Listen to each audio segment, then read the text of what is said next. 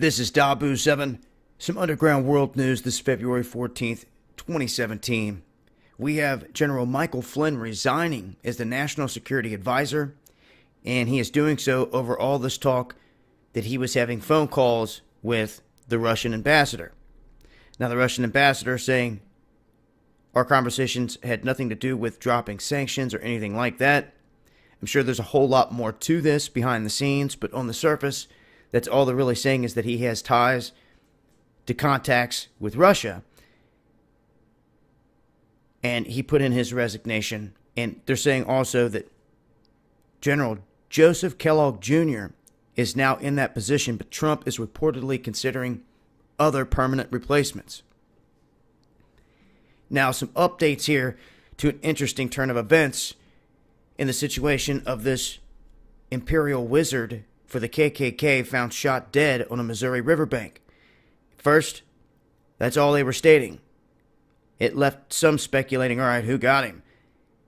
Comes to find out, after last night, his own son, Frank Ancana, gave a statement saying his father wasn't violent and all this stuff, and he couldn't see who could have done this. Then he goes on to state that he and the family members were all staying together in one place. So his final quote was that the cops said they were going to press charges the following morning, this morning, but they did not state who the suspects were. That's very interesting because come this morning, the suspects are this man's wife and his stepson. Not his son that I just showed you, his stepson. And apparently the woman's story changed. They found blood, evidence of blood inside the room, and also the vehicle that was down by the riverbanks was wiped down.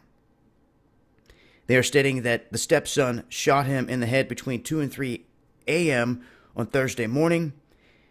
At first, the wife had stated that he left in the vehicle with all of his guns, and that he said when he came back he was going to file for divorce. Apparently, by the time the police got there to the house to do some investigating, they noticed that the safe had been pried open with a crowbar.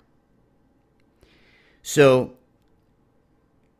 this man, they're saying, was shot and killed in his bed while he was sleeping by his stepson, and then the stepson and the mother had a plan to try to cover it all up. And apparently they were sloppy and they've been busted. That's the details coming out thus far, and they're both being charged. Now, there could always be more to the story, but there usually always is. But as of right now, that's the latest updates in a twist, because some thought that, someone else shot him, was meeting him down by the river and shot him there, or kidnapped him and took him there and shot him down by the river. But when you have all this evidence stacked up against the wife and the stepson, well, that's the latest there in that situation. You can read more at the links in connection with that. Now, here's a wild one. We have teachers caught playing the F word. This is a phrase. It's called F, marry, kill game. Teachers are playing this about students in Michigan. They were secretly filmed making these off-color comments, is what they're calling them, about students. They're saying that one educator has already resigned. They're saying the staffers at Bangor Public School were caught making inflammatory comments about students in a 6-minute video posted on YouTube on Tuesday. They're saying the video will not be included because it mentions the names of students. Nonetheless, they've been busted doing this openly right there in the public, and some of them already stepping down because of it. Now, for those of you out there that like camping, I've talked about this before, the FBI is using 48 questions to calculate a person's terrorism risk. And if you like to go camping and do other things like pay for cash to get the supplies at the store, you make the list of what they say could be a terrorist in this country. So it's ridiculous what they're doing. More and more, day by day, they're trying to make it to where the everyday citizen is a terrorist. They're also planning to do big things here in terms of the cash. We have Jim Rogers making this prediction that the death of cash is right around the corner and that total government control is coming when it comes to spending.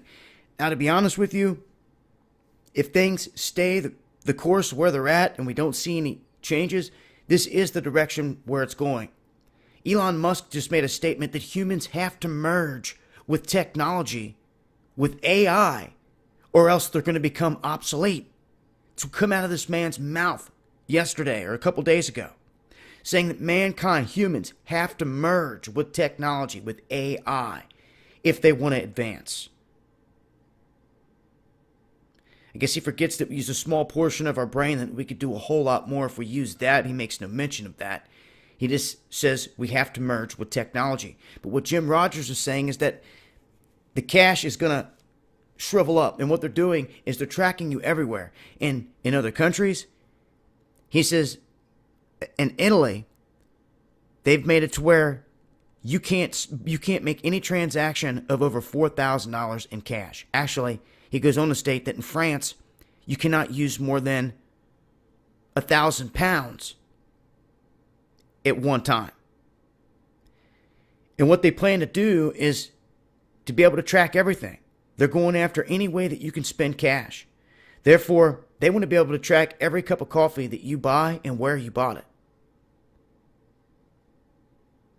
Now, this is an ever-growing thing around the globe. We all know they want this new world order, this one currency, this one world religion that they've been working toward for a long time. And this will be part of the implementation, I believe, globally, when they try to do away with cash systems. And eventually, they're going to try to make it obsolete, do away with it, to where people are going to have to use pens, chips, things of that nature that store all your information, things that can get hacked, you see. And I think that those things, the fact that the technology can be hacked and stolen versus, just having cash in your pocket that they can't hack and get all your identity, I think those arguments are some of the only things really holding this back. Because if they can find a way around that, they're going to go full steam ahead with this and tracking people's every move. They already are.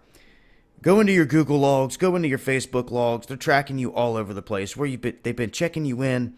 There's little pin marks where they're saying you've been. Most people don't even know it. It's pretty crazy, but that's the reality of the world that we live in. Now, I'm going to finish up here with this story. Interesting. Pewdiepie.